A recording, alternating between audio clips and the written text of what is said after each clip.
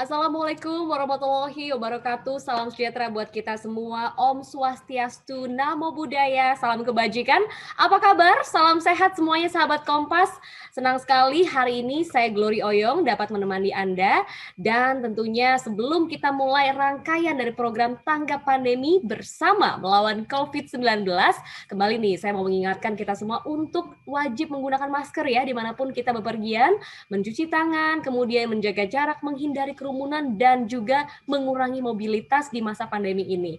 Karena ingat, pandemi belum berakhir, kita harus terus waspada, dan juga dengan mengurangi aktivitas di luar yang tidak terlalu esensial, kita juga ikut menjaga supaya penularan COVID-19 bisa ditekan dan juga angkanya turun, mudah-mudahan segera herd immunity tercapai dan kita semuanya lepas dari pandemi ini.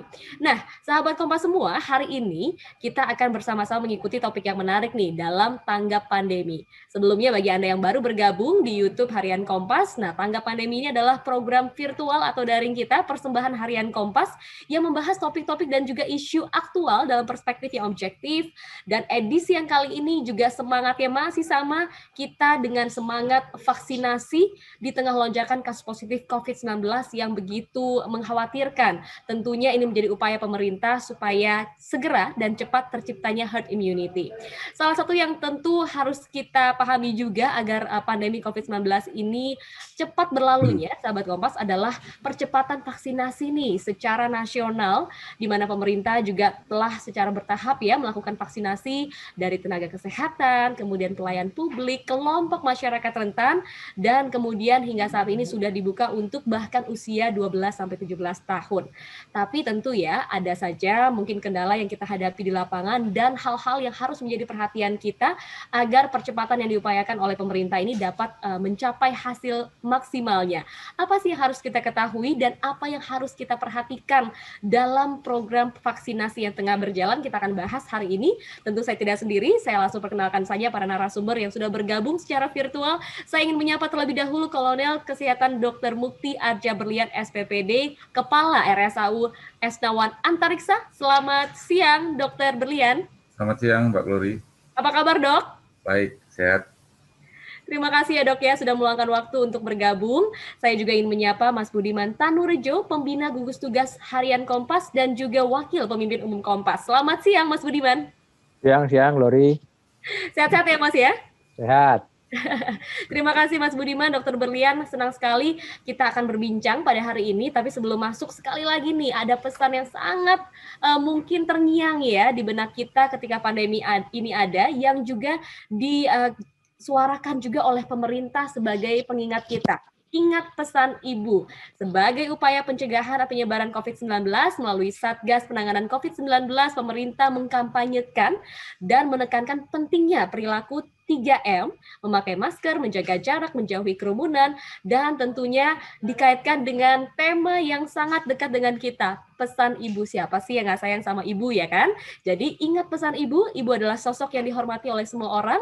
Jadi jika kita tidak menerapkan protokol kesehatan dengan baik, ini sama artinya kita bisa kehilangan orang yang paling kita sayangi, kehilangan orang tua kita, kehilangan ibu kita bahkan. Jadi ingat selalu pesan Ibu, wajib memakai masker, menjaga jarak, menghindari kerumunan, mencuci tangan dengan sabun, dan jika Anda abai, Anda juga bisa membahayakan tidak hanya diri sendiri, tapi juga orang-orang terkasih. Ingat pula melakukan 3T, tracing, testing, dan juga treatment sebagai upaya menekan penularan COVID-19 dengan sukarela dites, kemudian ditelusuri kontak eratnya, serta dirawat jika ternyata positif COVID-19. Jadi, marilah kita menjadi anak yang bertanggung jawab dan peduli pada ibu kita. Jangan sampai menyesal tidak mendengarkan pesan ibu, karena bisa jadi ibu kita sendiri yang menjadi korban kelalaian kita. Setuju ya sahabat Kompas ya? Jadi mari kita ingat pesan Ibu sembari kita mengikuti perbincangan yang hari ini akan kita mulai. Langsung saja nih, saya mau ke Dr. Berlian dulu. Dok, sebagai juga Kepala Rumah Sakit Angkatan Udara yang saat pandemi ini terus ya berjibaku menangani pasien dan juga di satu sisi melaksanakan program vaksinasi. Boleh Dok, dimulai. Kenapa sih pentingnya vaksinasi ini untuk bisa mempercepat herd immunity tercapai, Dok? Silakan, Dok. Oke, Mbak Glory. Mungkin sebelum kita lihat vaksinasi, definisi dari vaksinasi atau vaksin. Karena kita lihat vaksin itu kan suatu produksi biologi yang berisi antigen yang berupa mikroorganisme, kemudian diolah sedemikian rupa sehingga aman.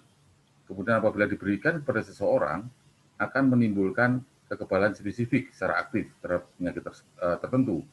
Nah, ini kalau kita vaksinasi itu merupakan proses. Jadi proses perlindungan tubuh sehingga kita menjadi kebal atau terlindungi dari suatu penyakit. Apabila suatu saat kita terpapar atau terpajan penyakit tersebut, itu sudah mengenal sehingga tidak sampai orang itu sampai sakit berat bahkan sampai meninggal. Itu gunanya vaksin. Dan untuk herd immunity ini kita hubungkan dengan itu. Herd immunity kan ada suatu kekebalan kelompok ya, paling tidak dibutuhkan vaksinasi minimal 2/3 dari jumlah total penduduk Indonesia. Artinya Indonesia ini akan membutuhkan sekitar 360 juta dosis vaksin. Dengan asumsi dilakukan vaksinasi sebanyak 2 kali pada 180 juta penduduk. Ini yang harus kita ketahui. Sehingga perlunya serbuan vaksinasi ini untuk menekan nilai mortalitas dari masyarakat. Itu, Mbak. Ya, jadi tentu kita perlu ya memahami pentingnya untuk bisa divaksin atau ikut divaksin. Ya. Dok, boleh cerita nggak dok peran dari RSAU Esnawan Antariksa dalam percepatan vaksinasi yang saat ini sedang digalakkan pemerintah? Peran kita sebenarnya banyak untuk bisa menyelesaikan herd immunity ini. Yaitu pertama kami melakukan vaksinasi secara umum. Yang pertama kami melakukan untuk anggota dan keluarga, kemudian secara umum, dan 2 bulan ini dan bahkan sampai sekarang kami terus membuka vaksinasi yang ada di rumah sakit ini untuk masyarakat umum. Kemudian yang kedua membantu instansi lain dalam melaksanakan tugas sebagai melakukan vaksinasi dan sebagai vaksinator. Yang ketiga kami lakukan sosialisasi dan edukasi tentang manfaat vaksin di lingkungan masyarakat dengan melibatkan organisasi masyarakat, kemudian tokoh-tokoh agama dan lain-lain. Dan juga kami dengan banyaknya peningkatan yang signifikan dari jumlah orang yang terpapar dengan COVID-19 ini, kami menambah jumlah tempat tidur yang semula 94 tempat tidur, kami tambah 100 tempat tidur dengan mendirikan rumah sakit lapangan, di mana rumah sakit lapangan ini standar daripada rumah sakit. Itu ada AC-nya, dengan ada HEPA filternya, dan itu standar semua.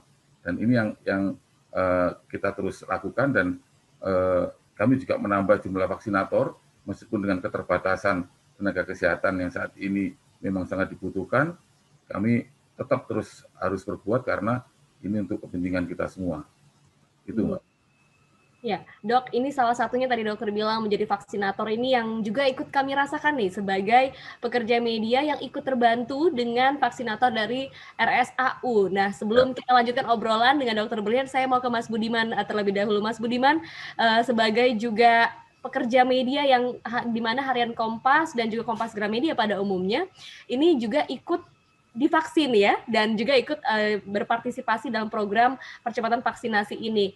Salah satunya vaksinator yang kemarin terlibat di Sentra Bentara Budaya Jakarta itu adalah dari RSAU juga ya. Mas Budiman, betapa pentingnya kolaborasi. Boleh diberikan tanggapan sedikit Mas dengan adanya kolaborasi dari banyak pihak, salah satunya rumah sakit juga untuk membantu percepatan yang menyasar juga pekerja media salah satunya. Silakan Mas Budiman. Ya, yang namanya pandemi tidak mungkin bisa diselesaikan oleh satu kelompok, termasuk oleh pemerintah.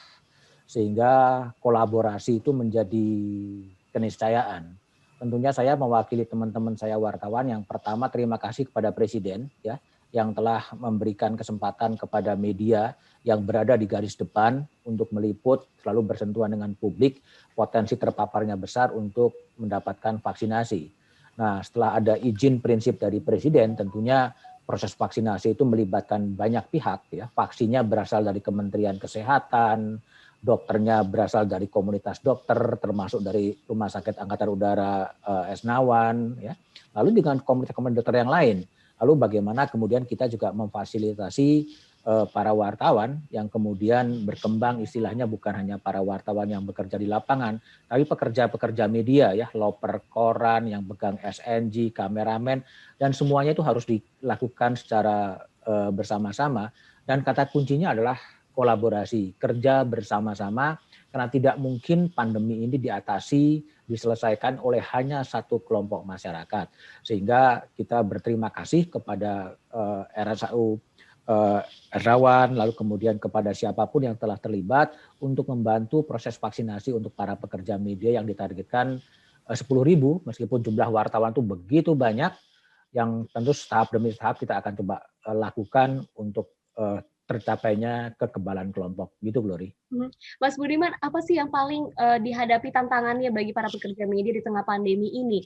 Baik yang mereka masih harus ke lapangan ataupun juga yang bekerja dari rumah selama pandemi ini? Ya, media ini menghadapi paradoks, ya. Pada satu sisi mengimbau warga untuk berada di rumah, gitu. Tetapi wartawan tidak mungkin berada di rumah. Dia akan berada di lapangan, ya, ke tempat rumah sakitnya Kolonel Berlian, ya. Kita juga melihat bagaimana evakuasi jenazah, bagaimana kemudian datang ke rumah sakit merekam bagaimana dinamika yang terjadi di rumah sakit. Itu sesuatu yang kita ingin mengabarkan bahwa inilah kondisi real di lapangan.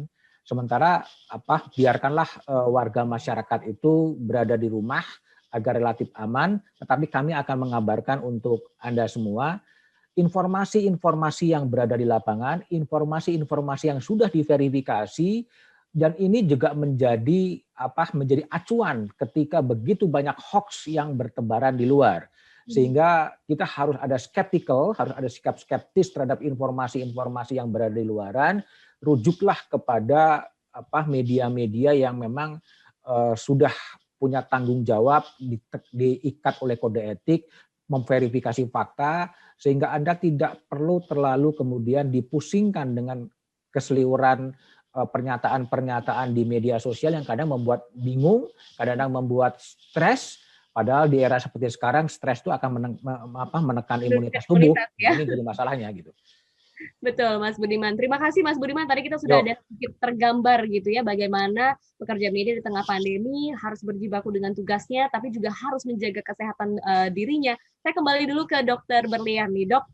Kalau tadi Mas Budiman sudah cerita tantangannya nih dari pekerja media. Nah, kembali lagi ke para tenaga kesehatan nih di rumah sakit yang saat ini pasti overload ya, Dok ya. Apa sih yang menjadi tantangan saat ini, Dok? Lebih ke pemenuhan untuk peralatannya, tenaganya, atau apa, Dok, yang paling berat saat ini? Dan vaksinasi, percepatan vaksinasi ini wajib dan cepat harus, karena tidak ada terapi yang signifikan. Mau pakai apapun masih butuh proses penelitian. Ya, datanglah ke sentra vaksinasi, ya. Kemudian setelah dari sentra vaksinasi, kemudian berada di rumah, jalankan aktivitas itu di rumah kalau itu memang bisa dikerjakan. Keluarlah hanya pada saat-saat sesuatu yang memang harus keluar.